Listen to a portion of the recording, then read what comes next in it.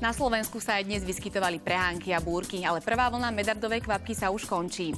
Dôležité je, že sa nám aj výrazne oteplí. Letné počasie sa tak po dlhej dobe opäť vracia.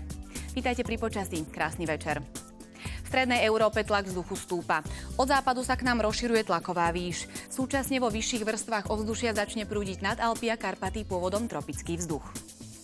Tlaková výš sa bude rozprestierať aj nad Stredomorím a tak na Pyrenejskom poloostrove má byť aj naďalej slnečno a veľmi teplo. Po vnútrozemí nad 32 stupňov.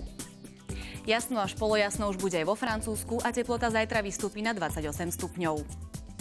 Na zlepšenie počasia sa môžu tešiť aj Nemci, pretože teplota vzduchu tam už bude dosahovať letné hodnoty nad 25 stupňov.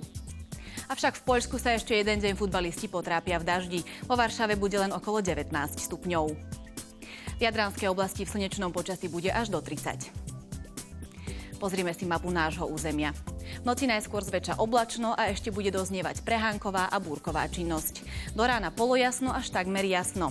Keďže by sa malo ochladiť na 9 až 5 a v horských dolinách až na 2 stupne, bude sa prechodne vytvárať hmla.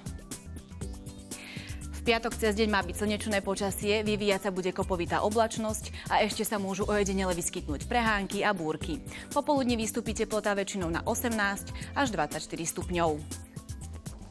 Na západnom Slovensku očakávame jasno až polojasno. Teplota 21 až 24 stupňov, v podunajskej nížine okolo 26. Začne fúkať slabý juhovýchodný vietor. Na strednom Slovensku bude po rozplynutí hmly malá, cez deň časom zväčšená oblačnosť a ojedinele aj búrky. Oteplí sa na 21, na juhu môže byť okolo 24 a slabý vietor.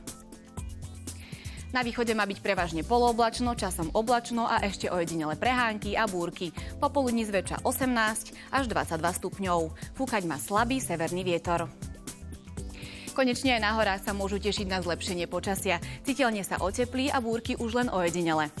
Po výške 2000 metrov poklesne teplota na 7 stupňov, o 500 metrov nižšie na 11 a pod horami na 16 stupňov Celzia. Výrazná zmena je v biopredpovedí. Na zajtra udáva jednotku. Tlak vzduchu slabo stúpne. V ďalších 6 dňoch nás čakajú extrémne horúčavy. Má byť slnečno, sem tam sa môžu vyskytnúť aj búrky z tepla. Zmena počasia s búrkami a za tým aj so zmiernením horúčav príde pravdepodobne až o týždeň vo štvrtok.